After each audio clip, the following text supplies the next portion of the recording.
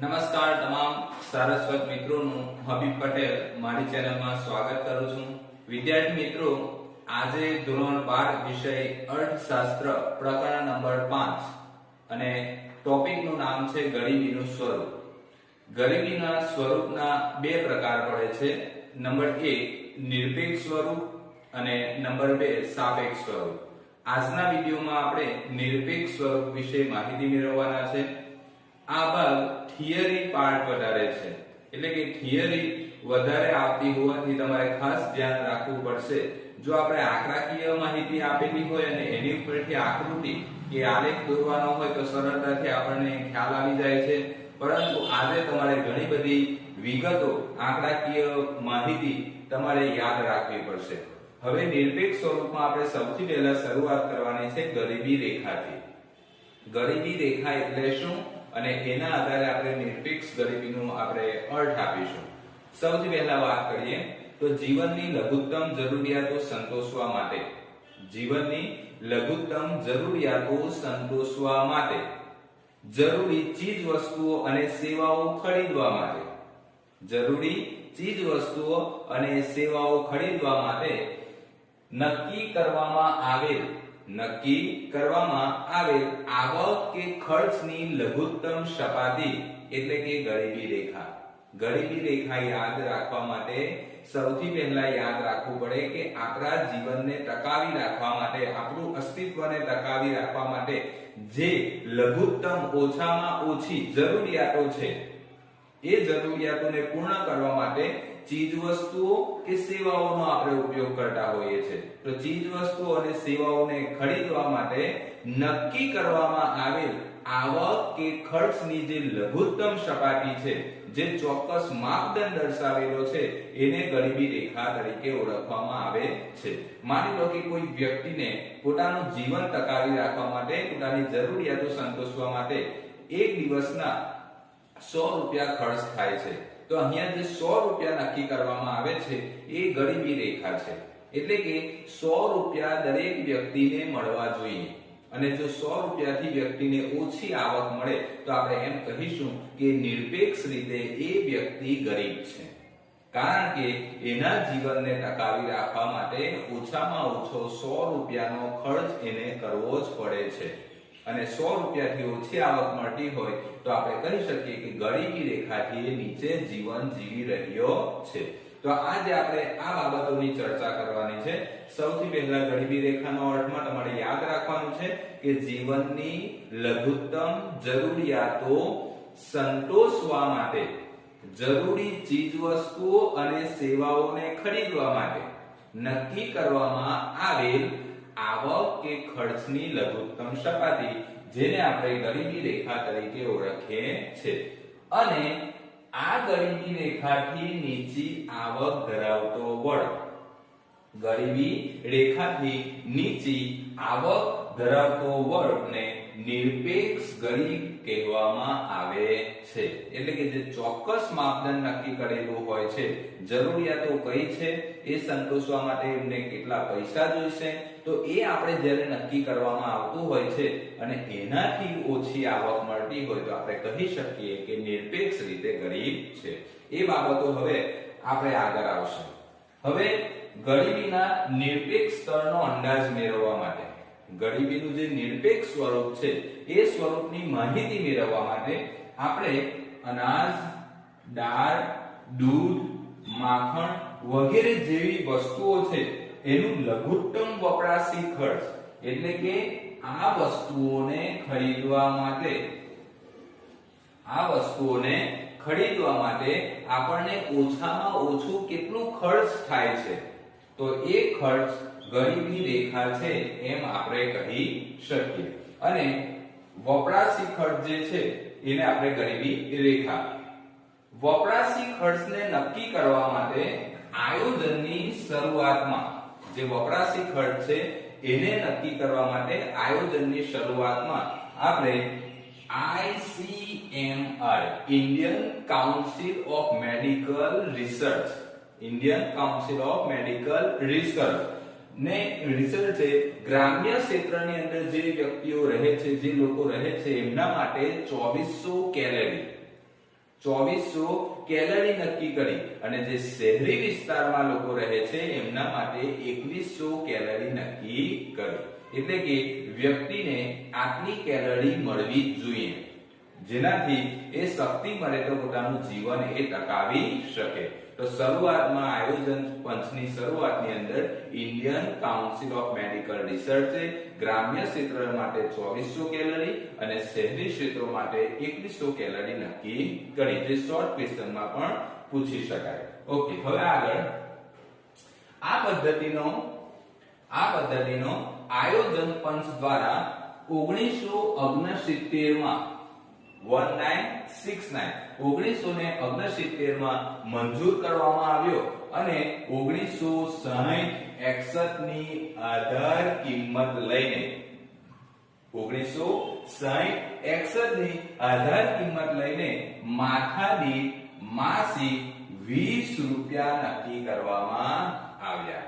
એટલે કે જે વ્યક્તિને 20 રૂપિયા મળે છે તો આપણે કહી શકીએ કે ગરીબી રેખાથી ઉપર જીવન જીવે છે, એટલે કે ગરીબ નથી. નિરપેક્ષ રીતે એ વ્યક્તિને ગરીબ કહી શકાય નહીં. સૌથી પહેલા તમારે યાદ રાખવાનું છે, આયોજન પંચની શરૂઆતમાં ICMR ગ્રામ્ય ક્ષેત્ર માટે 2400 અને શહેરી ક્ષેત્રો માટે 2100 કેલરી નક્કી કરી. આ બાબતને ધ્યાનમાં રાખીને તમારે યાદ રાખવાનું છે કે આયોજન પંચે 1969 માં તેને મંજૂર કર્યું અને 1960-61 ની આધાર કિંમત લેવામાં આવી અને આધાર કિંમતના આધારે માથાદીઠ માસિક 20 રૂપિયા નક્કી કરવામાં આવ્યા. હવે જે મહત્વનો પાઠ છે, જે પૂછી શકાય એમ કે દાંડેકર અને રથ. આપણે 1960-61 ની આધાર કિંમત લઈને દાંડેકર અને રથની જે અધ્યક્ષતામાં સમિતિ બનાવવામાં આવી તો એમને 1960-61 ના વર્ષની આધાર કિંમત લીધી અને એ આધાર કિંમતને આધારે ગ્રામ્ય વિસ્તારની અંદર જે લોકો રહે છે એમના માટે 15 રૂપિયા નક્કી કર્યા અને શહેરી વિસ્તારના જે લોકો રહે છે એમના માટે 22.5 રૂપિયા નક્કી કર્યા. એટલે કે આટલા રૂપિયા મળતા હોય તો વ્યક્તિ ગરીબ કહી શકાય નહીં, એટલે કે ગરીબી રેખાથી ઉપર જીવન જીવે છે. દાંડેકર અને રથ, આપણે આધાર વર્ષ આવશે 1960 અને 61 અને એ આધાર કિંમત લઈને ગ્રામ્ય વિસ્તાર માટે 15 અને શહેરી વિસ્તાર માટે 22.5 રૂપિયા નક્કી કરવામાં આવ્યા. ઓકે, ત્યારબાદ પ્રોફેસર ડી.ટી. લાકડાવાળાની અધ્યક્ષતા હેઠળ ફરી એકવાર સમિતિની રચના કરવામાં આવી.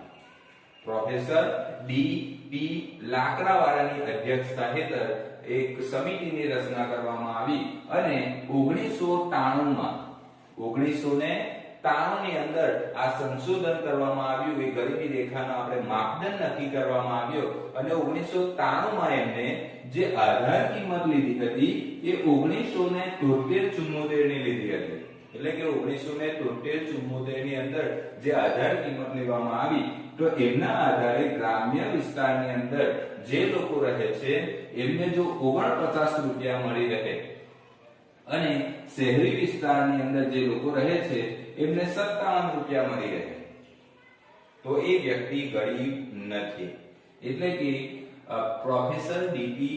લાકડાવાળાની અધ્યક્ષતા હેઠળ જે સમિતિ બની અને એમાં જે 1993 ના વર્ષની અંદર 1973-74 ની આધાર કિંમત લઈને જે માપદંડો આપ્યા તો ગ્રામ્ય વિસ્તાર માટે 49 અને શહેરી વિસ્તાર માટે 57. તો અહીંયા તમારે ખાસ આ બાબતો આંકડા તમારે યાદ રાખવા પડશે. પરંતુ આ બધું આપણે જે સમજ્યા એના પરથી આપણને એક ખ્યાલ આવે છે કે ગરીબી રેખાની મર્યાદા છે. તો કે ગરીબી રેખાની કઈ રીતે મર્યાદા કરી શકાય? તો અહીંયા આપણે કહી શકીએ કે આ જે બધી બાબતો જોઈ એમાં તો ફક્ત વપરાશની જ વાત કરવામાં આવે છે કે વ્યક્તિ જે જીવન પોતાનું ટકાવી રાખે તો એનો જ ખ્યાલ આવે છે. પરંતુ વાસ્તવમાં જે ભૂખ છે એ શારીરિક સ્થિતિ છે. એટલે કે માનવીને આપણે ભૂખ લાગે તો એ શરીરની એના રચના ઉપર આધાર છે અને વાસ્તવમાં જે ગરીબી છે એ આર્થિક સ્થિતિ છે. એટલે કે વ્યક્તિ પાસે પૈસા ન હોય તો એ ગરીબ કહી શકાય, પણ ભૂખ છે એ શારીરિક સ્થિતિ છે અને એટલા માટે આપણે કહી શકીએ કે ગરીબી રેખા એ ભૂખમરાની રેખા બનીને રહી જાય છે, કારણ કે આ બધા ખ્યાલોમાં ફક્ત કેલેરીના વપરાશને જ ધ્યાનમાં લીધેલું છે.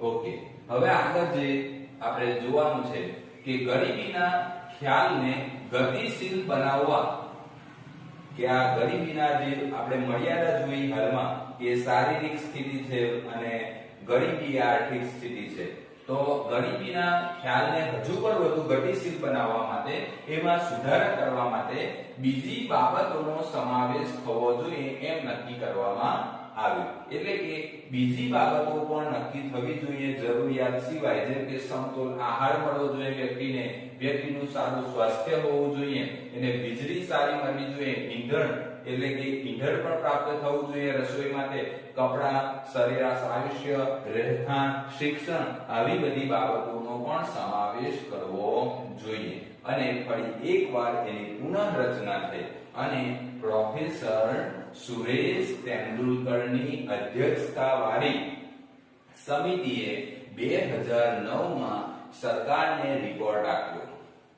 પ્રોફેસર સુરેશ તેંડુલકરની અધ્યક્ષતા હેઠળ એક સમિતિની રચના કરવામાં આવી ફરી એકવાર, અને એમને સરકારને એક રિપોર્ટ આપ્યો અને રિપોર્ટની અંદર એક અહેવાલની અંદર એમને જણાવ્યું કે આપણે રહેઠાણ છે, શિક્ષણ છે, સમતોલ આહાર છે, વીજળી છે, આરોગ્ય, સ્વાસ્થ્યને લગતી બાબતો, આ બધી બાબતોનો પણ ગરીબી રેખાની અંદર સમાવેશ કરવો જોઈએ. અને 2009માં તેમને આ અહેવાલ સરકારને આપ્યો. અને ત્યારબાદ 2011-12માં પ્રોફેસર સુરેશ તેંડુલકર અને તેમની સમિતિએ ગ્રામીણ ક્ષેત્રો માટે 816 રૂપિયા નક્કી કર્યા. ગ્રામીણ ક્ષેત્રો માટે 816 રૂપિયા નક્કી કર્યા અને શહેરી ક્ષેત્રો માટે 1000 રૂપિયા નક્કી કર્યા. એટલે કે આટલા રૂપિયા જો માસિક એમને મળે તો આપણે વ્યક્તિ ગરીબ નથી એમ કહી શકાય. અને જો આટલા રૂપિયા પણ વ્યક્તિ ન મેળવી શકતો હોય તો આપણે કહી શકીએ કે વ્યક્તિ નિરપેક્ષ રીતે ગરીબ છે. ઓકે, હવે આ થઈ આપણા દેશની વાત, પણ આંતરરાષ્ટ્રીય કક્ષાએ પણ ગરીબી રેખાનું માપન કરવામાં આવે છે. તો એ વિશ્વ બેંક દ્વારા નક્કી કરવામાં આવે છે. તમારે એક વાક્યમાં પૂછાય તો ખાસ યાદ રાખવાનું કે આંતરરાષ્ટ્રીય સ્તરે જે ગરીબી રેખાનું માપન કરવામાં આવે છે તો એ કઈ રીતે થાય છે, તમારે લખવાનું કે વિશ્વ બેંક દ્વારા. આંતરરાષ્ટ્રીય સ્તરે કોઈ એક વર્ષ દરમિયાન સરેરાશ પુખ્ત વયના વ્યક્તિ દ્વારા વપરાશમાં લેવાતા સંસાધનો પાછળ થતો ખર્ચ ધ્યાનમાં લેવામાં આવે છે. કોઈ એક વર્ષ દરમિયાન સરેરાશ જે પુખ્ત વયની વ્યક્તિ છે અને એ વ્યક્તિ દ્વારા વપરાશની અંદર જે સંસાધનોનો ઉપયોગ કરવામાં આવે છે અને સંસાધનોનો ઉપયોગ કરે છે તો એના માટે એને જે ખર્ચ કરવો પડે છે તો એ ખર્ચને ધ્યાનમાં લેવામાં આવતો હોય છે. એમાં આપણે લખી શકીએ કે 2005માં સમખરીદ શક્તિના આધારે એટલે કે PPP ના આધારે વિશ્વ બેંકે $1.25 નક્કી કરી છે. એટલે કે વ્યક્તિને દૈનિક રોજના $1.25 મળવા જોઈએ. જો એનાથી ઓછા મળતા હોય તો આપણે કહી શકીએ કે એ વ્યક્તિ ગરીબ છે. 1990માં એ પ્રમાણ $1 હતું. 1990માં એનું પ્રમાણ $1 હતું, જે આપણે 2005માં $1.25 થયું અને 2015માં વાત કરીએ તો $1.90 કરવામાં આવ્યું. એટલે કે વ્યક્તિને $1.90 થી ઓછી આવક મળતી હોય તો ગરીબી રેખાથી નીચે જીવન જીવી રહ્યો છે. અને આંતરરાષ્ટ્રીય જે પદ્ધતિ છે એમાં આપણે વિશ્વની અંદર જે ગરીબી છે એ ગરીબીની સરળતાથી તુલના કરી શકાય.